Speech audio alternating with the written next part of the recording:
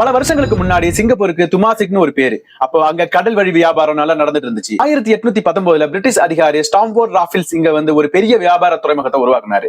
அதுதான் சிங்கப்பூருடைய வளர்ச்சிக்கு முதல் படி. இந்த துறைமுகம் எல்லா நாட்டு மக்களையும் வியாபாரத்தையும் இருந்துச்சு. 20ஆம் நூற்றாண்டு சிங்கப்பூருக்கு அவ்வளவு சுலபமா இல்ல. இரண்டாவது உலக போர்ல ஜப்பான் கையில சிக்கி நிறைய கஷ்டப்பட்டாங்க. போர் முடிஞ்ச பிறகு கொஞ்சம் சுயாட்சி அதிகாரம் கிடைச்சது. 1963 மலேசியாவுடன் இணைஞ்சாங்க. ஆனா பொருளாதாரத்திலையும் இன ஒற்றுமையிலும் கருத்து வேறுபாடுகள் வந்ததால அவங்க பிரிஞ்சு போக வேண்டிய சூழல் வந்துச்சு.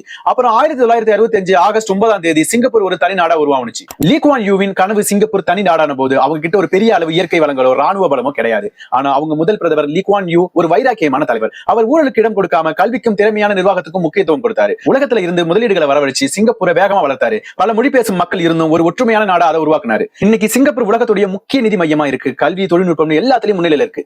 ஆகஸ்ட் 9ஆம் தேதி அவங்க சுதந்திர தினத்தை கொண்டாடுறப்போ அது வெறும் ஒரு பிறந்த நாள் மட்டும் கிடையாது. கஷ்டமான பாதையை கடந்து ஒரு சவாலான பயணத்துல ஜெயிச்ச ஒரு தனி நாட்டுடைய வெற்றி கதை.